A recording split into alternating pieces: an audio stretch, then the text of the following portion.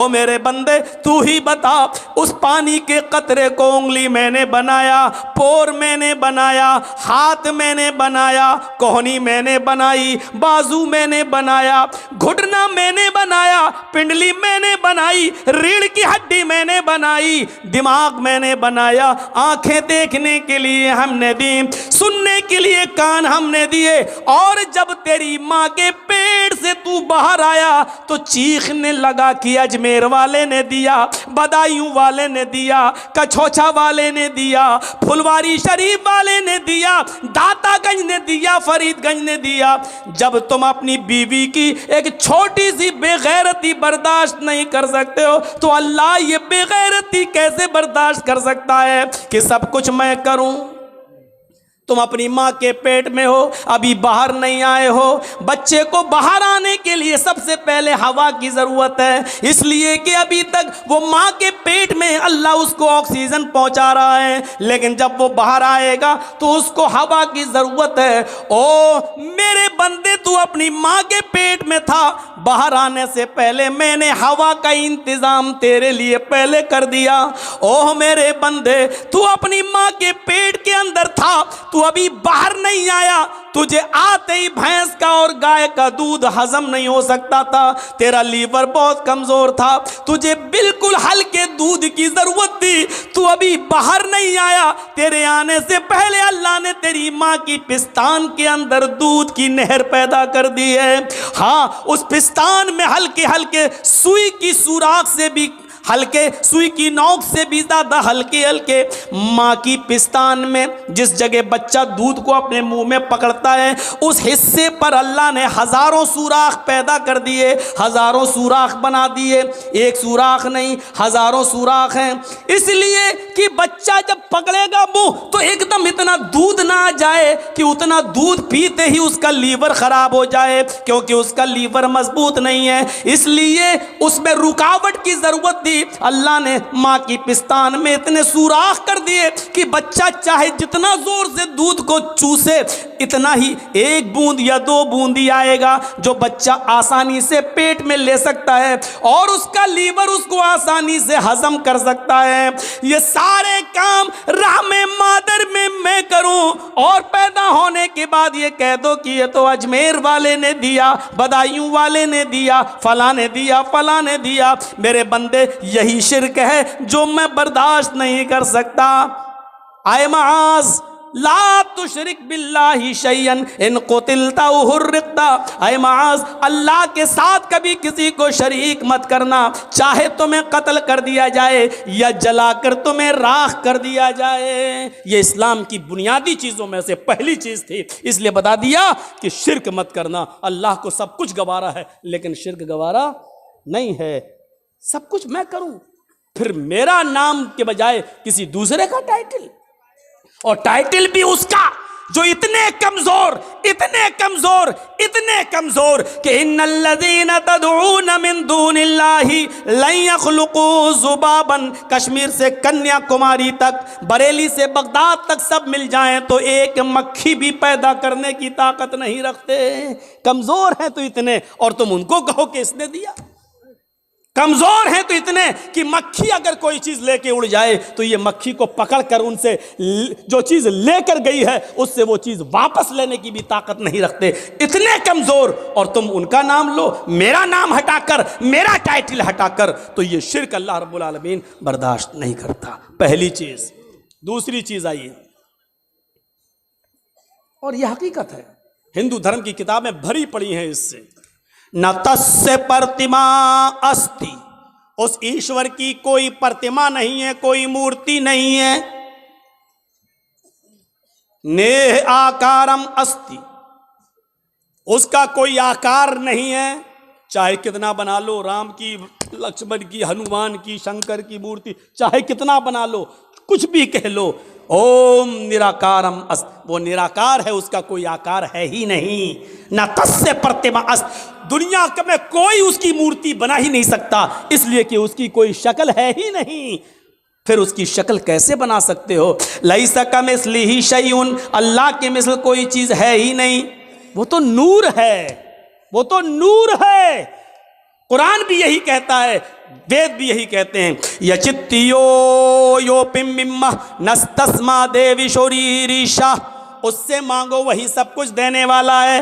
नस्तस्मा देवी शोरीरीशा, उसके अलावा उसके अतिरिक्त कोई नहीं है जो तुम्हें कुछ भी दे सके। बल्कि देवीशो आया, कोई भी देवी देवता तुम्हें कुछ भी नहीं दे सकता। नस्तस्मा देवी शोरीरीशा, उस ईश्वर के, उस अल्लाह के अलावा कोई देवी देवता नहीं जो तुम्हें कुछ भी दे सके। कुछ देने की क्षमता किसी के अंदर नहीं है, जो कुछ भी है वो अल्लाह। इसीलिए अल्लाह के नबी ने फरमाया, अगर जंगल में तुम्हारा जूता टूट जाए और जूते के नीचे का तलवा तस्मा टूट जाए तो जब मांगना हो तो जूते का तस्मा भी अगर मांगो तो अल्लाह से मांगना, इसलिए कि वही मजबूरों की मजबूरी में काम आता है, वही बेकसों की बेकसी में काम आता है, उसके अलावा कोई काम नहीं आता है। मेरे भाइयों, ये वेदों के मंत्र भी हमें ये बतला रहे हैं कि शिर्क अल्लाह ताला को बर्दाश्त नहीं। दूसरी चीज़, मौजूदा हालात के तहत पहली चीज याद रखना, 5 चीज़ें अभी मैं गिना रहा हूं। पहली चीज़ हो गई है, मैं किसी को भी खड़ा करके पूछ सकता हूं कि कौन सी 5 चीज़ें हैं। 10 तो याद नहीं होंगी, 5 पहले। पहली चीज़, शिर्क मत करना। दूसरी चीज़, वला तउक़न्न वालिदैक व इन अमराका अन तख़रुज मिन अहलिका व मालिक। ये सुनने के बाद शायद बहुत से बच्चों पर यह बात नागवार गुजरे कि मौलाना माँ बाप का दर्जा इतना बता दिया। अल्लाह के नबी फरमाते हैं, अपने माँ बाप की कभी भी नाफरमानी मत करना, अपने माँ बाप का दिल कभी मत दुखाना। आगे वाला जुमला सुनो, वइन अमराका अन तख़रुज मिन अहलिका व मालिक, अगर वो दोनों तुम्हें हुक्म दें कि तुम अपने अहलो अयाल को छोड़ दो और अपना मालो दौलत छोड़ दो, तो उनके हुक्म को मान लेना, यानी अपनी कमाई हुई दौलत छोड़ दो। और वो कहें कि घर से निकल जाओ तो घर से निकल जाना, लेकिन इसके बावजूद माँ बाप की नाफरमानी मत करना। इन जुमलों को देख रहे हैं आप? कोई बाप ऐसा नहीं होगा जो अपनी औलाद को अपने घर से निकाल दे और खुद अपनी औलाद से ये कहे कि अपनी बीवी को तलाक दे दे। ऐसे बहुत कम लोग होंगे कि माँ बाप जो अपने बच्चों का घर बिगड़वा दें। लेकिन हज़रत इब्राहीम अलैहिस्सलाम ने इस चीज़ को जिंदा करके दिखाया था। जब वो अपने बेटे इस्माइल से मिलने गए और इस्माइल अलैहिस्सलाम ने कोई शादी कर रखी थी दूसरे इलाके के अंदर, लेकिन उनकी बीवी नाशुक्री कर गई। इब्राहीम अलैहिस्सलाम ने दरवाज़ा खटखटाया तो इस्माइल अलैहिस्सलाम घर में मौजूद न थे। उनकी बीवी ने दरवाज़ा खोला, पहचान नहीं पाई ये कौन है। पूछा, जी कौन? कहा, ये इस्माइल का घर है जी। वो कहाँ गए? जंगल में गए हैं शिकार के लिए। अच्छा, तुम उनकी बीवी हो? हाँ। घर में गुजर बसर कैसा चल रहा है? हाँ, बहुत बुरा चल रहा है। सुबह खा लो तो शाम को नहीं मिलता, शाम को खा लो तो सुबह नहीं मिलता। इतनी सी बात कही थी। मेरी माँ बहनें सुने, ये बात उनके मतलब की है, सुने। अगर मेरी उर्दू समझ में आ रही है तो वैसे आना चाहिए, टीवी के सीरियल देखती हैं हिंदी वाले तो आना चाहिए। हमसे यूपी में एक मीडिया वाले ने पूछा कि मौलाना आप तो हिंदी उर्दू बोलते हो, तो बंगाल में आपकी तकरीर लोग कैसे समझ जाते हैं? मैंने कहा, बंगाल से ज़्यादा तो मेरी बात कहीं समझने वाले हैं ही नहीं, कैसे समझ जाते हैं? ये बात कैसे कह रहे हो? मैंने कहा, देखिए, मैंने चुनाव में एक ही इशारा किया था, बड़े नुकसान से बचने के लिए छोटा नुकसान करना पड़े तो कर दो। बंगाल वालों ने समझ लिया और एक तरफा वोट डाल दिया। एक तरफा वोट। तो जितनी बात बंगाल के लोग हमारी समझते हैं उतना तो कहीं नहीं समझते। यूपी में देखो कैसी खींचातानी चल रही है। अभी देखिए, पूरा खेल खेला जा चुका है, बिसात बिछाई जा चुकी है। खुद मोदी को आस्तीन के सांप मिल चुके हैं। हमारे ही लोगों में ऐसे लोग भी मिल चुके हैं जो पसे पर्दा उसकी मदद करने के लिए तैयार हैं। उनको मालूम है कि 2 सीट भी हम नहीं जीतेंगे, उनको मालूम है कि हमारी 2 सीट भी नहीं निकलेगी, लेकिन 100 सीटों पर खेल बिगाड़ने का उसी का तो इनाम है, उसी का तो पैसा है, उसी की बदौलत तो हमारी यूनिवर्सिटियां, मेडिकल कॉलेज और ये सारी चीजें चल रही हैं। उनको मालूम है अच्छी तरीके से। वरना वक्त के हालात के तनाजुर में देखिए, मॉब लिंचिंग को देखिए, एनआरसी और सीए पर होने वाले एहतजाज में एकतरफा गोलियों से ठोक दिया गया, मार दिया गया, रहम नहीं आ रहा। इन तमाम चीजों को देखते हुए जर्जीस ने यह कहा है, मैं नहीं कहता कि मेरे लिए फला पार्टी अच्छी है, यकीनन कोई पार्टी अच्छी नहीं है, लेकिन इस वक्त यूपी में आपको यह देखना है कि हमारा बड़ा नुकसान किस में है और छोटा नुकसान किस में है। हमें छोटा नुकसान गवारा कर लेना चाहिए बड़े नुकसान से बचने के लिए। इस किसी पार्टी का नाम नहीं लिया, फिर भी मीडिया उछालेगी क्या, मौलवी जर्जीस ने कहा, अखिलेश का मौलवी।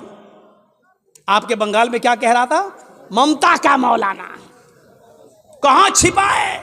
जिस दिन से ममता जीती है कमीना मेरा नाम ही लेना भूल गया, अंदर चली गई, बैकग्राउंड हो गई, पता नहीं कहां चली गई। जी हिंदुस्तान की एंकर पता नहीं कहां चली गई, छुप गई। अब मैं उससे पूछता फिर रहा हूं बंगाल की हर तकरीर में, कहां छिपी है? जर्जीस तो शेर की तरह धार रहा है, तू कहां छिप गई है? किस बिल में चली गई है? कहां? उसका पता नहीं है। अब यूपी में खेल बिगाड़ने की कोशिश होगी और जो चीज हमने बोली भी नहीं है वो दिखाई जाएगी वहां। अभी यूपी में कोई तकरीर मेरी नहीं हो रही है, मैंने पहले कह दिया 6 महीने, अभी जब तक यहां इलेक्शन नहीं हो जाएगा मैं नहीं बोलूंगा, मैं तकरीर ही नहीं करूंगा यूपी में। क्यों? क्योंकि मेरी एक तकरीर चाहे जुमे का खुतबा भी दूं वो भी उसको उछाल के और इधर उधर का बिहार बंगाल का लाके टीवी वाली उसको जोड़ देगी, इधर उधर का लाके। देखिए मौलवी ये बोला, बोलेंगे हम बंगाल में और दिखाएगा कि यूपी में बोला, क्योंकि ये झूठ इन्होंने अपने बाप से सीखा है। ये झूठ इन्होंने अपने बाप से, अब बाप का नाम नहीं लूंगा, आप जानते हैं वो बाप कौन है। इन्होंने अपने बाप से झूठ बोलना सीखा है और बाप ने झूठ बोलने का इनाम इनको दिया है। तो मेरे भाइयों, हमारे ऊपर भी तलवारें लटकती हैं, वला तौक़न्न वालिदैक। अगर समझ रही हो मेरी माँ बहनों तो सुनो। हज़रत इब्राहीम अलैहिस्सलाम ने कहा घर में गुजर बसर कैसा चल रहा है? कहती है बहुत बुरा, सुबह खा लो तो शाम को नहीं मिलता, शाम को खा लो तो सुबह नहीं मिलता। हज़रत इब्राहीम ने कहा मैं जा रहा हूँ, जब इस्माइल घर पे आ जाएं तो उनसे कहना एक बुजुर्ग आदमी आया था, एक बूढ़ा आदमी आया था, उसने तुम्हें सलाम कहा है और एक मशवरा दिया है कि अपने घर की चौखट बदल लो। चौखट समझते हो ना? अपने घर की चौखट बदल लो। इस्माइल की बीवी कहती है बुढ़ा सटी आ गया, चौखट तो मेरी सही है, सर्दी में धूप भी आती है, गर्मी में हवा भी आती है, ये बुढ़ा कह रहा घर की चौखट बदल लो।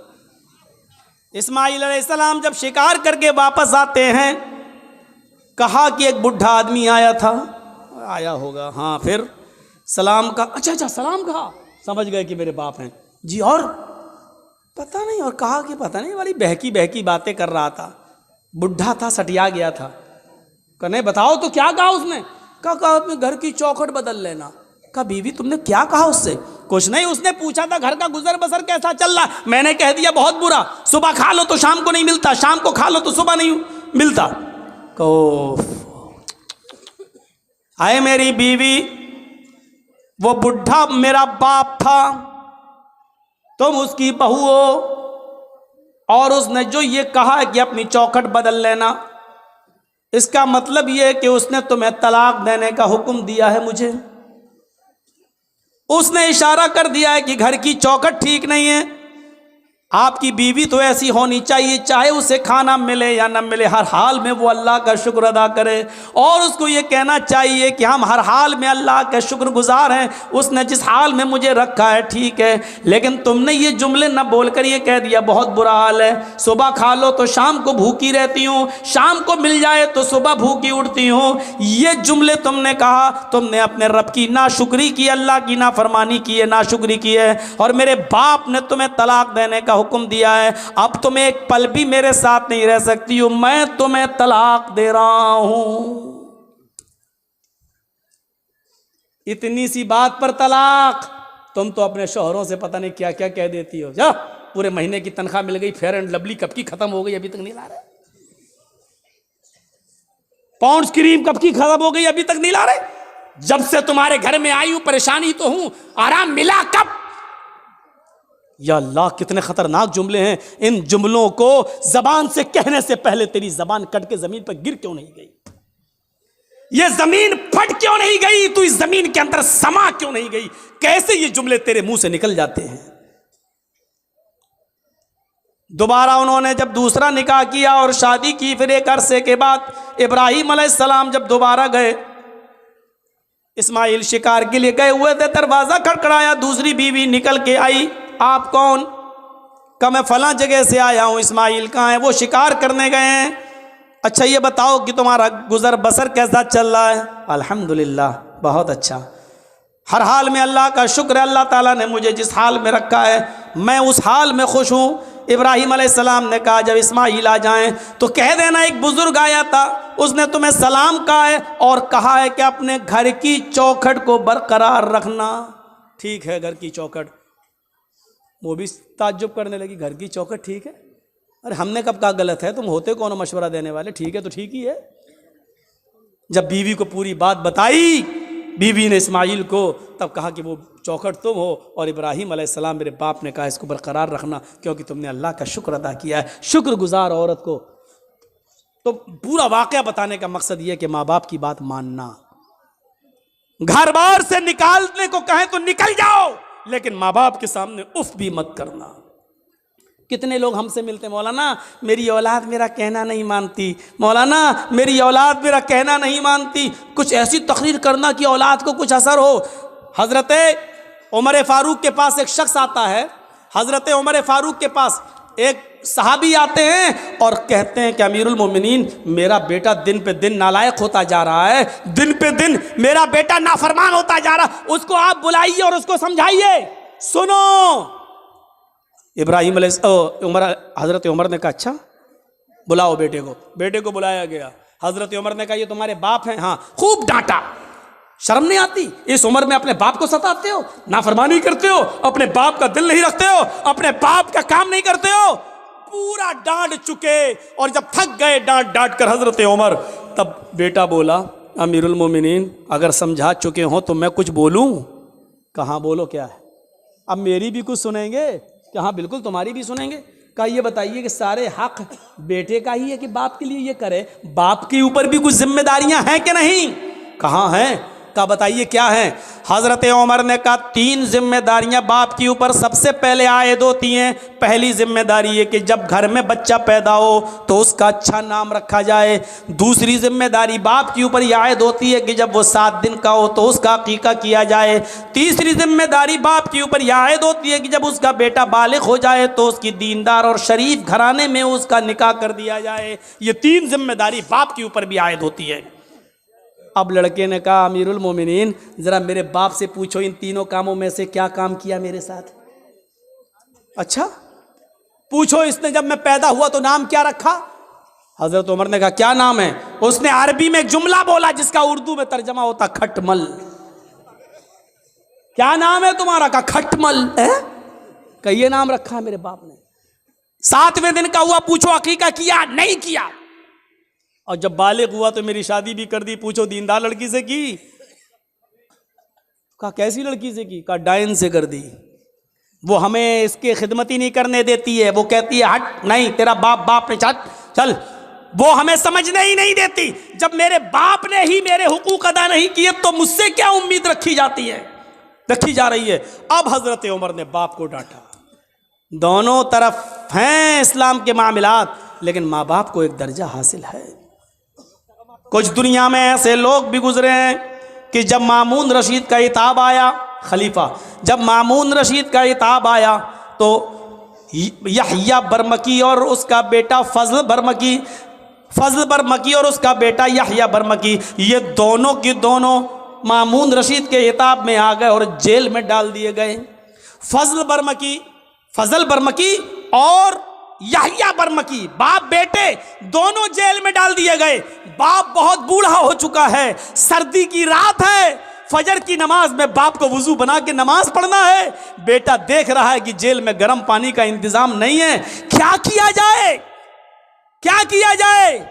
तो बेटे ने तांबे के लोटे में इशा की नमाज पढ़ने के बाद पानी भर लिया और अपने बाप को सुला दिया कि अब्बू आप सो जाइए। उस जेल के अंदर यहया बरमकी सो रहे हैं और उनका बेटा फजल बरमकी तांबे के लोटे में पानी लेकर अपने पेट में लगा लेता है। इशा की नमाज के बाद अपने पेट पर वो पानी के लोटा लगा लेता है, तांबे का लोटा, और फजर की आजान तक लगाता है कि पेट की गर्मी से इस ठंडे पानी में कुछ गर्मी आ जाए, इस तांबे के लोटे में कुछ हरारत आ जाए, और सुबह जब फजर की नमाज में मेरे बाप वुजू बनाए तो मैं थोड़ा गर्म पानी अपने बाप को दे सकूं। अपने बाप के गर्म पानी के लिए रात भर तांबे के लोटे को अपने पेट से लगा लेता था और फजर की नमाज में अपने बाप को कदरे गर्म पानी दे दिया करता था। ऐसे ऐसे फर्मा बरदार औलाद भी निकली है। हम किन में हैं, अपने आप को ढूंढें और तलाश करें और गरीबानों के बटन खोल के देखें। हम सोच तो सकते हैं ना हम किस में हैं, नाफरमानी करने वालों में या इसमें फर्मा बरदारी करने वालों में। वक़दा रब्बुका अल्ला ताबुदू इल्ला इय्याह व बिल वालिदैनि इहसाना, अल्लाह के अलावा इबादत किसी की नहीं, और इबादत के फौरन बाद माँ बाप के साथ एहसान करो। व बिल वालिदैनि इहसाना, मैं बड़े ताज्जुब में था कि अल्लाह ने यहाँ पर एहसान क्यों कहा है। एहसान के अंदर हर नेकी शामिल है। ये नहीं कहा अल्लाह ताला ने कि माँ बाप के साथ उनकी बीमारी में अच्छा सलूक करो, ये नहीं कहा। ये नहीं कहा कि उनको खिलाओ, ये नहीं कहा, क्योंकि अगर कह देता खिलाओ तो एक ही माना होता। लेकिन अल्लाह ने क्या कहा, वबिल वालिदैनि इहसाना, एहसान करो। एहसान का मतलब अगर उनको दवा की ज़रूरत है तो दवा ला कर दो। अगर वो कमर के दर्द के शिकार है, बिस्तर पे लेटे रहते हैं, उन्होंने कहा कि बेटे मुझे ज़रा बाहर बैठने का दिल कर रहा है, तो अपनी पीठ पर लाद कर उनको घर के बाहर उनको हवा खिलाओ, बिठाओ। अगर उनका दिल कहता है कि बेटे मुझे फ़लाँ जगह लेके चलो, तो उनको अपने कंधे पे उठाकर उधर भी लेके जाना पड़ेगा। नेकी, एहसान में हर नेकी शामिल है, हर नेकी, जिस चीज़ की भी ज़रूरत है। हज़रत उमर फारूक ने एक सहाबी को, एक शख्स को देखा कि वो खाने काबा का तवाफ़ कर रहा है और उसने अपनी माँ को अपने कांधे पर उठा रखा है। हज़रत उमर फारूक ने उसको देखकर मुस्कुराया, फरमाया तुमने जन्नत कमा ली, तुम अपनी माँ को तवाफ़ करा रहे हो इस हाल में कि तुम्हारी माँ लंगड़ी है और आँखों से अंधी है। तुमने अपनी माँ को तवाफ़ कराया, अपनी गोद में लाद कर उसको खाने काबा का तवाफ़ करा रहे हो, तुमने जन्नत कमा ली। अपनी माँ को तवाफ़ कराने वाला सहाबी क्या कहता है, अमीरुल मोमिनीन, क्या मैंने अपनी माँ का हक़ अदा कर दिया? मैं अपनी माँ का पेशाब पायखाना धोता हूँ क्योंकि आँखों से अंधी है, पैरों से लंगड़ी है। मैं अपने माँ का पेशाब पायखाना साफ़ करता हूँ, इसके कपड़े भी धोता हूँ। मेरी माँ ने तब उम्रा करने की गर्ज से मुझसे गुजारिश की है, तो मैंने उसका तवाफ़ कराया और अपने कंधे पर लाद कर इसको तवाफ़ करा रहा हूँ। क्या मैंने अपनी माँ का हक़ अदा कर दिया? हज़रत उमर मुस्कुरा कर कहते हैं, अपनी माँ के हक़ की अदायगी की बात करता है। तेरी माँ जब तुझे पैदा कर रही थी, तुझे जन रही थी, तुझे अपने पेट से बाहर निकाल रही थी, और उसको जनते वक्त पैदा करते हुए जो तकलीफ़ एक औरत को होती है, जब उसको वो तकलीफ़ हो रही थी और उसके मुंह से जब पहली चीख निकली, आह, जब तू अपने माँ के पेट से बाहर आ रहा था और दर्द की वजह से जब तेरी माँ कराई, चिल्लाई, उसने कितनी चीखें मारी है मुझे पता नहीं, उसने कितनी आवाज़ें दी है मुझे पता नहीं, लेकिन दर्द की पहली आवाज़ जो उसके मुंह से निकली, आए मेरे दोस्त, अभी तो तूने अपनी माँ की उस पहली आवाज़ का भी हक़ अदा नहीं किया, उसकी पूरी ज़िंदगी का तू हक़ क्या अदा करेगा? अभी तो तूने अपनी माँ के पैदा करते वक्त होने वाली तकलीफ़ की पहली दर्द की आवाज़ का भी हक़ अदा नहीं किया। आदमी अपनी माँ के लिए कितना भी कर ले, लेकिन अपनी माँ का हक़ अदा नहीं कर सकता है। नहीं, मुमकिन ही नहीं है कि वो अपनी माँ का हक़ अदा कर ले। तो दूसरी चीज़, वला तउक़न्न वालिदैक व इन अमराक अन तख़रुज मिन अहलिक व मालिक। तीसरी चीज़ पर नज़र डालिएगा, हमारे मुआशरे के अंदर ये आम हो चुकी है, वला ततरुकन्ना सलातन मकतूबतन मुतअम्मिदन फ़इन्न मन तरका सलातन मकतूबतन मुतअम्मिदन फ़क़द बरिअत मिन्हु ज़िम्मतुल्लाह। आए माज़, फ़र्ज नमाज कभी भी कसदन जानबूझकर मत छोड़ना। फ़र्ज नमाज क्या बोलूं, कहाँ से शुरू करूं और कहाँ पे ख़त्म करूं। नमाज के सिलसिले में हमारी सोसाइटी, हमारा समाज क्या है। समाज के अंदर बहुत जल्दी मीटिंग हो जाती है, फलां लड़की को फलां लड़के ने गांव में छेड़ा है, पंचायत बैठ जाती है, इतना रुपया जुर्माना दो या शादी, सजा मुतय्यन हो जाती है, पंचायत बैठ जाती है। वाह रे गांव के पंचायतियों, मुबारकबादी के लायक हो तुम। लेकिन दिल पे हाथ रख के बताना, जिसने आपके मोहल्ले में फजर की नमाज न पढ़ी हो, उसके लिए तुमने कौन सी पंचायत की है। असर की नमाज के वक्त वो अपने खेत में खेत जोत रहा था, तुमने उसके लिए कौन सी पंचायत की है।